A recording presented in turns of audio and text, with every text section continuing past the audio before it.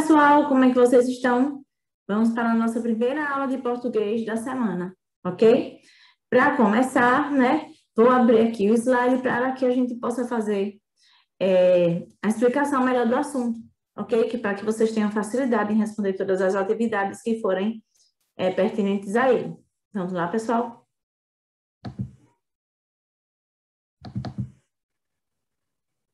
Pronto.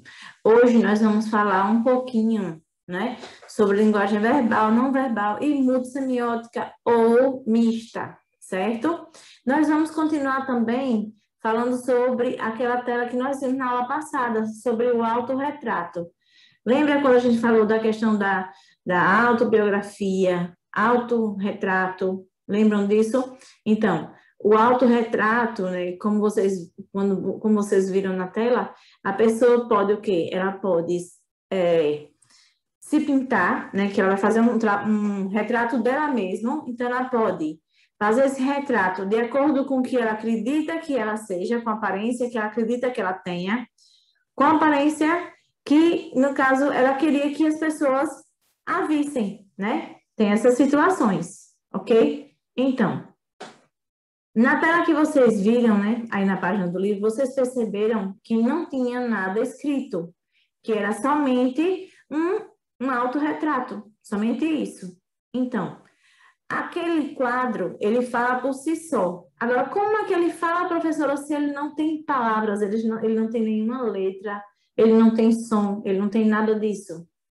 Então, são essas situações que a gente vai agora aprender, certo? No caso, aquele quadro dali, a linguagem dele é não verbal. Apesar de não ter palavras, apesar de não ter nada além de uma imagem, ele se expressa por si só. Ele fala por si só, somente através da imagem, certo? Vamos lá. Por dentro do texto, né? Eu coloquei para que vocês tenham referência do que é que a gente está falando, né? Por dentro do texto, tela, autorretrato. Vamos lá. Linguagem verbal, não verbal e multissemiótica ou mista.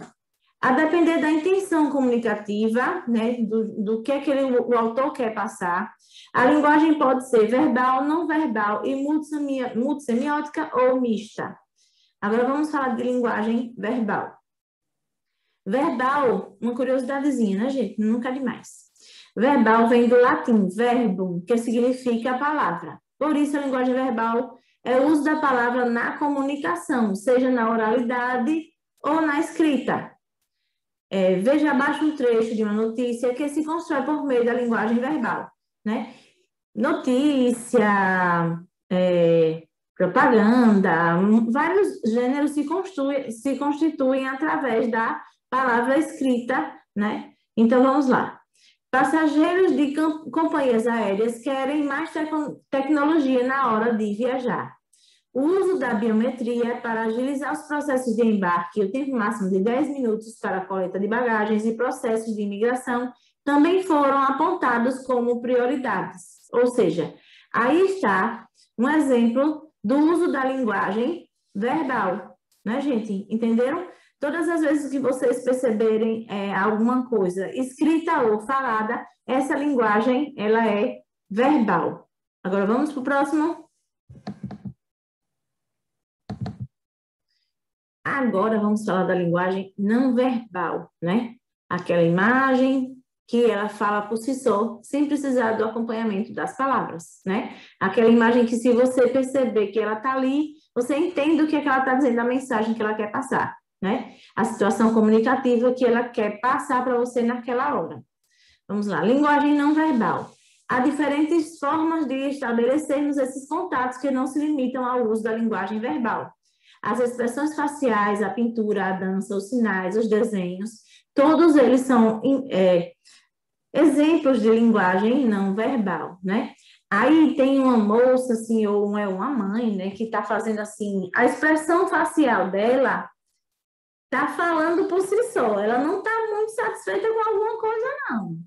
Está dando para perceber que ela não está muito satisfeita com alguma coisa, né, gente? Aí também tem pessoas no museu, né, olhando o quadro da Mona Lisa, né? Um quadrinho que é pequenininho e fica longe dos olhos das pessoas que vão lá no museu ver. Mas é assim mesmo, você percebe pela distância, né? A impressão é de que o quadro é maior do que o que realmente é aqui nessa imagem, né? E tem a outra imagem aí que é proibido fumar. Então, essas três imagens, elas falam por si só, sem ter nada escrito. É só uma questão de observação, somente. Certo, pessoal? Apesar de não ter nada escrito, elas falam por si só. Agora vamos lá. Vamos lá, né? O nosso corpo, as nossas expressões faciais, como vocês viram na moça lá no outro slide, e o próprio silêncio, às vezes constrói mais sentido do que uma fala ou um texto escrito. Basta nos lembrarmos daquele olhar de mãe ao repreender uma criança sem sequer pronunciar uma palavra. Olhar de mãe diz muita coisa, né? Quando a mãe olha assim meio torto, não precisa nem dizer mais nada, né? O filho já vai lá e já sabe o que a mãe quer. Não é verdade, gente? Já li isso aqui. Vamos lá. Há textos que apresentam apenas a linguagem verbal e há textos que apresentam apenas a linguagem não verbal. Mas também há aqueles que misturam as duas. Nesse contexto, apresentam a linguagem mista ou multissemiótica, certo? Então, vamos lá. Exemplos. Mímicas, desenhos, pinturas, esculturas, coreografia, semáforos, placas de trânsito, né? Aí tem, sorria, você está sendo filmado, né? A mistura das duas linguagens, a verbal com a não verbal. O sinal também aqui de trânsito, escrito pare, né? E outro sinal aqui de advertência, perigo, risco de morte, né, gente? Então, essas imagens, juntamente com as palavras, elas expressam tudo que elas queriam expressar sem nenhum prejuízo na comunicação, né? Tá dando para perceber claramente aí que a mensagem está sendo passada. Quem olhar para essas imagens, né? Nesse caso aí, há uma complementação entre linguagem mista, entre linguagem verbal e não verbal, né? Tornando assim a linguagem mista. Tem a parte escrita e a parte que são imagens, não é isso? Então, cria a outra linguagem chamada mista ou multissemiótica, certo? Vamos lá agora. Enfim, a linguagem constitui-se de elementos verbais e não verbais que são instituídos pela sociedade para interação entre as pessoas nas diversas situações comunicativas. Portanto, a linguagem é uma atividade interativa, concretizada mediante os conhecimentos e valores de mundo compartilhado entre os sujeitos envolvidos, né? Aí, o que é que acontece? A linguagem, como é que eu posso dizer aqui? Aqui já está dizendo, né? É uma atividade interativa, então é uma atividade de interação entre as pessoas, certo, gente? Vamos relembrar aqui um pouquinho. Linguagem verbal, o uso da palavra na comunicação. Linguagem não verbal, o não uso da palavra na comunicação, né? Linguagem verbal, o uso. Linguagem não verbal, o não uso da palavra. Linguagem mista ou multissemiótica, a união da linguagem verbal e da linguagem não verbal na comunicação. Eu coloquei um postzinho aí falando justamente isso. Linguagem verbal, né? Aqui na placa onde tem proibido estacionar. Linguagem não verbal, na do meio, que só tem mesmo a imagem do proibido estacionar, né? E a mista, que no caso junta a imagem do proibido estacionar com a parte da escrita, né? Uma mesma imagem fragmentada em 3 partes e que em qualquer uma dessas 3, sozinha, ela já passa a imagem, já passa, no caso, a mensagem que ela quer passar. Certo, pessoal? Creio que todo mundo entendeu direitinho, né? Vamos lá. Atividade.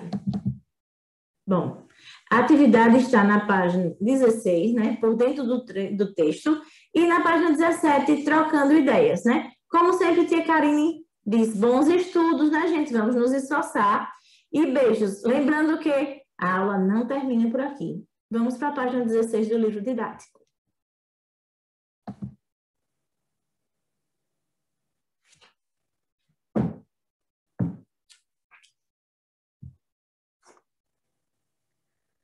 Pronto. Aqui na página 16 do livro didático, já começam os questionamentos, não é isso? Então, vamos lá. Por dentro do texto, o que você vê representado na tela da página anterior, né? A tela do autorretrato. O que é que você vê representado nela? Então, você vai fazer uma descrição do que é que você vê ali representado, né? Eu já expliquei direitinho o que é que pode estar representado, no caso, para o autor. Ele pode ali ter feito do jeito, a imagem do jeito que ele se imagina, e também pode ter feito a cópia, o retrato fiel daquilo que ele é, né? Porque, ou como ele quer que as outras pessoas vejam ele, né? Tem essas situações. Vamos lá. Segunda questão. Pela imagem, podemos deduzir se o artista era sério ou à vontade. Sério ou à vontade, se é jovem, triste, calma, etc. Que expressões ele transmite? No caso, agora vocês vão transmitir a expressão dele. Se ele tem uma expressão de tristeza, de alegria, né? E vão justificar essa resposta, certo?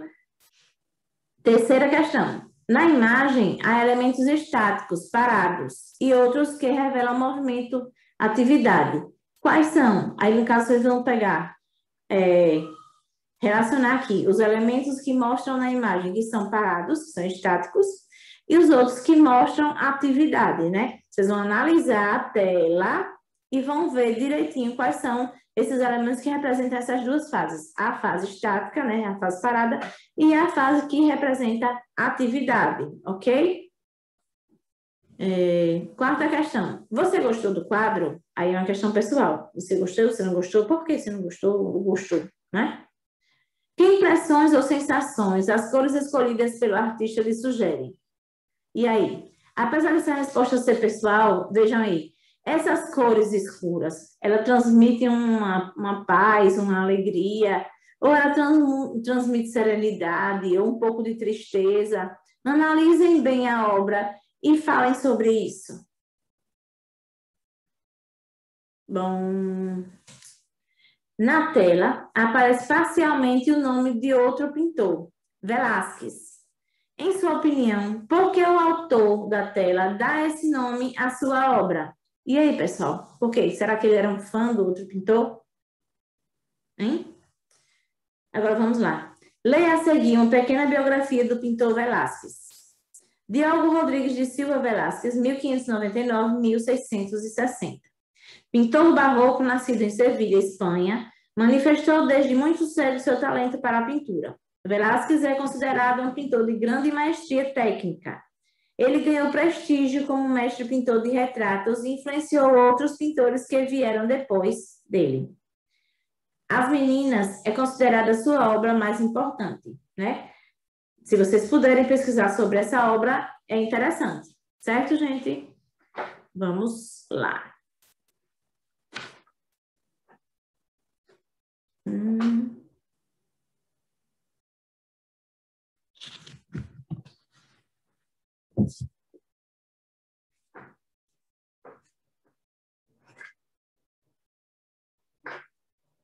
Identifique o objeto presente no ambiente da tela Velázquez. Velázquez 2000 que faz referência a esse pintor. E aí, qual é o objeto que está lá na tela que faz referência a esse pintor? Diga aí qual é ele. Para responder as questões seguintes, releia as informações apresentadas na legenda e no crédito da tela Velázquez 2000. Aí vocês vão ver as informações que estão lá todas as informações que fazem referência a ele. Para responder as questões seguintes, releia as informações apresentadas. Já acabei de ler isso, falei, meu pai. Letra A. Depois do nome da obra e o ano de produção, aparece o nome do pintor da tela. Indique-o. Ou seja, vocês vão ver quem é o pintor da obra. Letra B. A expressão acrílica sobre tela traz informação sobre a pintura. Que informação é essa, gente? Qual informação é essa? Letra C. Você sabe em que lugares costumam ser expostas as telas dos pintores?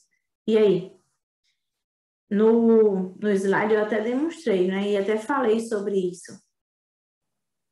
Letra D. Pelas informações, a tela está exposta em algum lugar desses?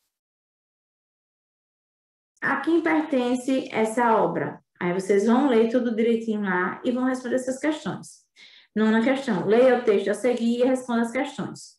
O texto Menino Maluquinho e o texto 1 foram nomeados respectivamente de história em quadrinhos e tela. História em quadrinhos correspondente a Menino Maluquinho e tela correspondente ao autorretrato, né? Vamos lá. Embora sejam diferentes, foi possível interpretar o que cada um deles quis transmitir. Por esse motivo, podemos dizer que fizemos a leitura de uma história em quadrinhos e também de uma tela. Quando um texto possui imagens e não possui palavras, dizemos que ele é um texto visual. Quando possui apenas palavras, ele é verbal. Quando o texto compõe-se de imagens e palavras, ao mesmo tempo, ele é um texto multissemiótico, certo?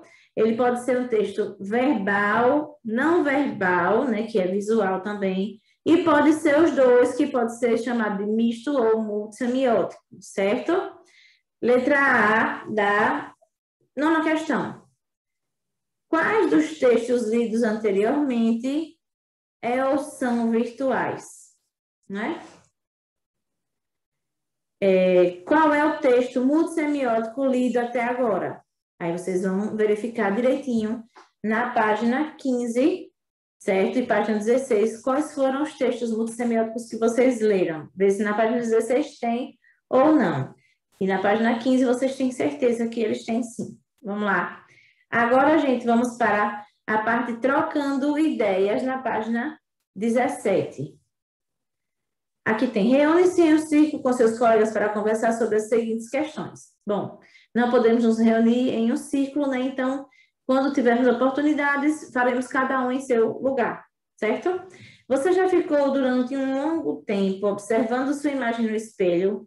Em sua opinião, por que muitos jovens se preocupam em fazer isso?